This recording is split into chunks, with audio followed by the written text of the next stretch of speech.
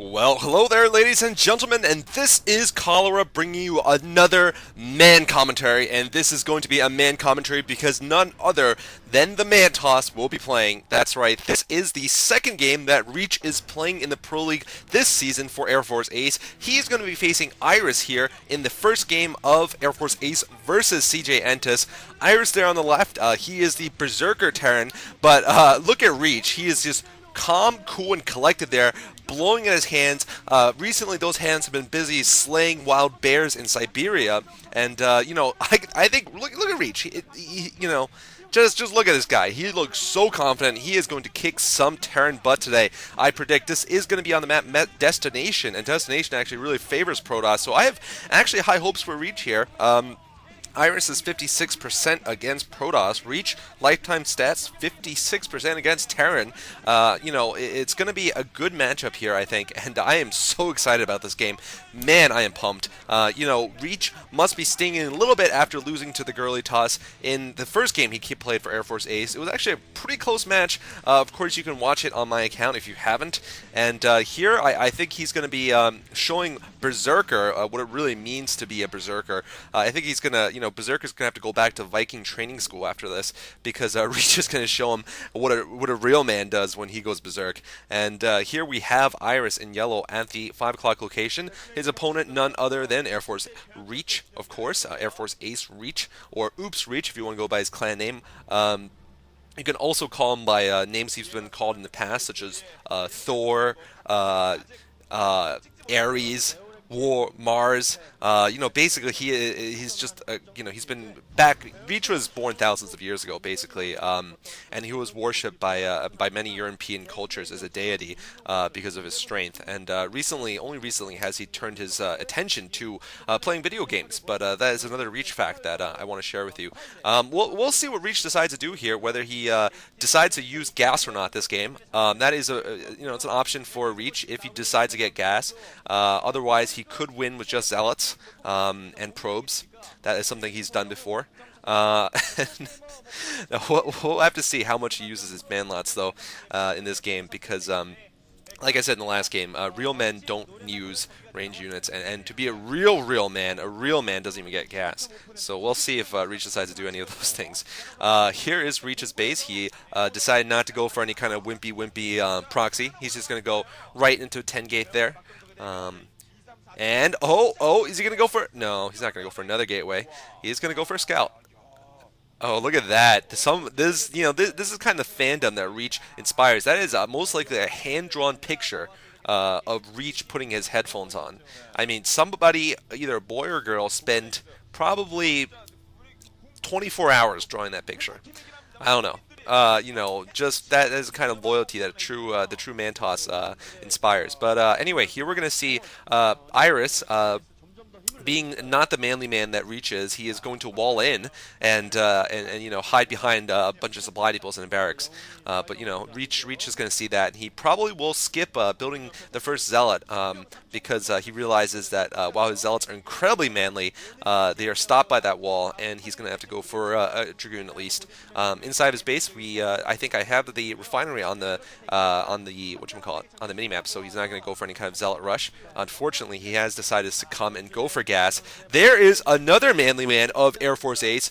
That is Boxer, who is going to be leaving the team in just a matter of days, actually. I'm not sure exactly when his term is finished in the Air Force, and I actually do not know where he's going to be afterwards. There's Reach with his man probe doing some damage to an SCV. Iris trying to do the same inside of Reach's base, and Reach has decided to go for a Cybernetics core. Once again, like I said, for every Protoss, every other Protoss, gas and Dragoons and those things are a necessity against Terran, but for Reach, they're just a seldom used option. But he's deciding to exercise that option right now. He's going to go for some Mangoons. That's right, I did say Mangoons. Only Reach's Dragoons can ever be manly, of course. And here we're seeing the factory going down for Iris. Destination I actually thought was going to be a very Terran favorite map given the bridges. I think if it gets to the mid game and the late game, it does become a T favorite map. But until then, I think Protoss have a lot of big advantages because there's a good amount of space they can use to expand. There's a good avenues of attack, and if they can get down the Terrans into the Terrans' natural expansion, they have a very difficult time breaking out. The Terrans do.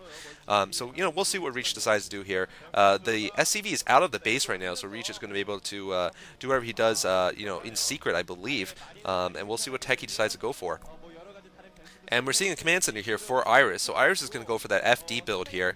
Iris, not wanting to face the Mantoss in the early game, knowing that, Reach would just demolish him with, 2 Zealots would just kill everything, basically. And Reach right now looks like he's going to be going for a fast expand also.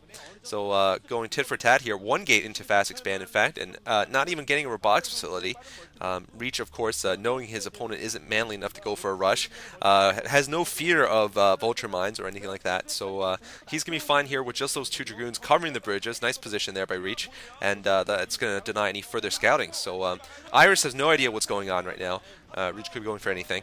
And we'll see what Reach decides to do inside his base. Most likely he is going to go for a robotics facility. Oh, he needs to stop the SCV! Stops the SCV. Those Dragoons doing a good job there. There's Reach again, of course. And we're going to see, what he decides to go for. This is going to be interesting. Oh, Reach, you baller. Reach is going to go for the Citadel of Adun. He is going to most likely go for DTs, although it's possible he could just build 1 speed lot and win the game with it.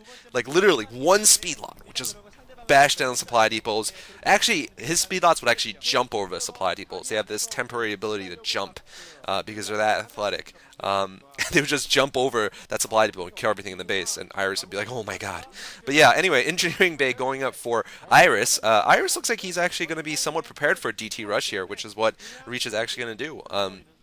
Putting down Templar Archives, and this is a very fast rush, but he has gotten that expansion down, so even if he fails, he's going to be able to use the DTs to gain some map control and try to stop, or at least slow down Iris from pushing out while he rebuilds his economy. And actually, he's also getting a robotics facility, so thinking about maybe going for a DT drop, it's a possibility. Or he could just go with DTs on the ground and then go for something like an observers afterwards. But we'll see what he decides to do here. And this DT attack is sort of unorthodox. We see fewer and fewer Protoss players do that recently, I think. Especially not this kind of build. This is definitely sort of strange because usually we see DT drops off of 1 base. We don't see the Nexus first and then the DT drop. We usually see it the other way around, where the Protoss uses the time they get from harassing the Terran to pick up their natural expansion. But anyway, this is going to be interesting here. There's 2 DTs coming out, 2 Ninja DTs for Reach. Reach going to be going by foot here, it seems.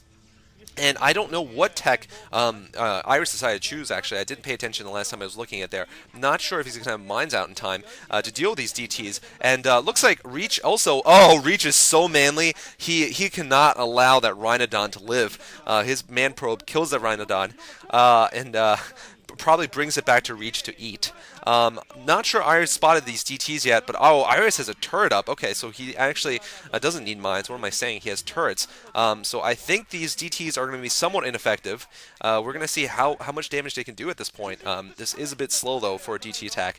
And Iris still, I don't think, has spotted it. Iris has no idea. Just looking at his first-person view, he has no idea there's DTs within, inches of detection inside of his natural expansion. He really doesn't know, but, Reach is going to let him know pretty soon, I think. Or maybe not. Maybe he'll just keep him there for the rest of the game and then just win at some point. Iris trying to get into the back of Reach's base. Reach has not mined out those minerals, of course. And Reach, I think, has gotten enough information there. He knows he can't succeed with this initial drop. He's also got a shuttle out, so he is going to be trying to bring some in, I think, by air. And, that was kind of an interesting option there, going for the all the tech right now that he can.